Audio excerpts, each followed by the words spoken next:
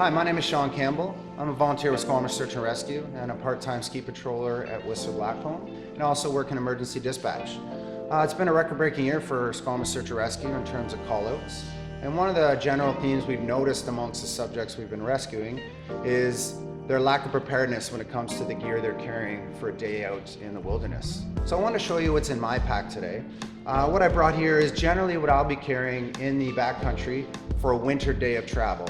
Whether I'm snowshoeing, ski touring, split boarding, or even ice climbing, there's a general theme to what I carry in my pack, and then I bring the specialized equipment I need to accomplish that day's task. All right, so we're gonna start with the pack.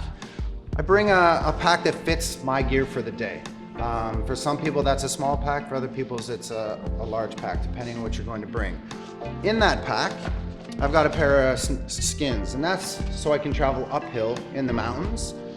I've also got my safety equipment for a day in the mountains, avalanche probe, avalanche shovel, and also my transceiver. It's important to note your transceiver should be a 3-antenna transceiver, and as well as make sure your batteries are fresh to start the season, and carry a spare pair just in case. Additionally, check your shovel and your probe when you start the season, just to make sure they're in good working order. Another piece of safety equipment I never leave home without is a helmet. Early season conditions, there's often some hazards lurking just under the snow, and I want to protect my brain. All right, we're gonna move into clothing now. Pretty warm person, but I layer with a base layer on my person. My transceiver goes on top of that, and then I wear a thin mid layer when I'm traveling uphill. In my pack though, I'll carry a nice light synthetic vest, and I may put that on as I travel uphill, depending on how cold it is. For emergencies, I carry an insulated jacket. That goes on when I'm at the top and I'm transitioning to downhill mode. And then for stormy weather, I carry a Gore-Tex jacket. Obviously, I'll have Gore-Tex pants on my person. That generally stays in the pack unless I'm dealing with real stormy conditions. Like to carry 2 toques. I wear one for the up and one for the down or emergencies. Same with my gloves. I've got a thin pair for the up, a thicker pair for the down, and then a pair that lives in the bottom of my pack is a pair of mitts for emergencies. I do have trouble with cold hands, so I like to wear a pair of mitts as my emergency pair. Don't leave home without a buff as well. It serves multiple purposes. It can be a sun protection layer, it can be a sweat catching layer, as well as protecting your face in cold temperatures. In terms of protecting yourself from the elements, a ball cap is always handy.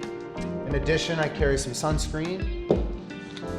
I've got sunglasses and a pair of goggles with a second lens, depending on the light conditions I'm going to encounter.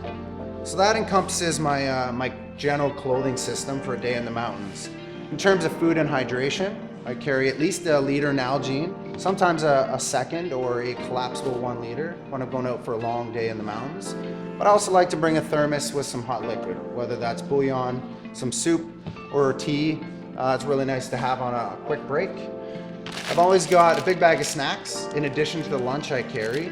And there's snacks in there for what I need for the day and some extra food in case we're prolonged, we get delayed getting out.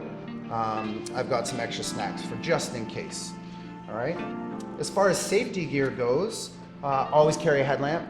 I try to match my headlamps to have the same type of batteries that my transceiver does. So my spare batteries can work for both purposes. I've also got a lighter for a fire starter, to start a fire, excuse me. I showed you sunscreen already. But I've also got a little bit of tuck tape and duct tape for repairs. And in that vein, I carry no less than 3 ski straps. They serve multiple functions. You can use them in a first aid scenario. You can use them to fix broken gear, to lash skis to your pack when you're hiking, when you're boot packing uphill. Yeah, indispensable. It's nice to have 2 or 3 at a minimum. Also carry a bivy sack with me. In an emergency, someone gets hurt, we want to protect them from the elements as quickly as possible, and a bivy sack is a great way to do that. Additionally, if you've got access to them, ready heat vest or blanket, these are great tools for dealing with a first aid scenario with a cold patient. Break them out of their pack. They take 15 to 20 minutes to fully initiate the heat, so get it out as early as possible for your subject. Never leave home without a comprehensive first aid kit. We're going to talk more about that in a later video. And with that, I carry a SAM splint. Often have a few over-the-counter medications just to manage pain, illness, and in some cases allergic reactions. Last piece of the first aid puzzle for me is a tourniquet. These are back in style in the first aid world and an indispensable tool to control a deadly bleed quickly.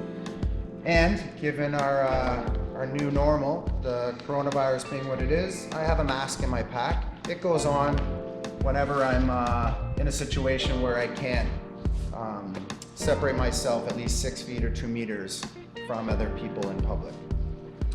A few more things that are always in my pack. I don't go anywhere without a multi-tool. I've got pliers, multiple implements that serve me for adjusting bindings, tightening screws, and doing repairs in the field. Carry a small piece of skin wax for those warmer temperatures when the snow globs onto my skins. And another really important piece to the puzzle are my communication tools. I always carry a cell phone fully charged when I leave the house in the morning, but I can't rely on that as my only communication device. Batteries drain due to cold, overusage, especially if you're tracking yourself on a GPS app. So I carry a little portable battery stick, and obviously it has to go with a charging cable. Now that's great if I'm in cell range, but when I move outside of cell range, I do need to carry an emergency locator beacon, or in this case a two-way satellite messaging device that allows me to communicate with people in case I'm late or I do have an emergency. I can press my SOS and that will trigger the appropriate backcountry response. Navigation, we talked about cell phones. I use a variety of GPS and navigation apps on my phone. They're great, but technology will only take you so far. I encourage you to kick it old school once in a while with a map and a compass. It's great to have when technology fails, but it's important to know how to use it. Some great resources online, but you also can take a course because it isn't very intuitive if you're brand new to navigation using a map and compass. So that's in my pack every day. Thank you for taking the time to watch this video. If you're looking for more information about the essentials to take on any wilderness or winter excursion, you can check out adventuresmart.ca for more information.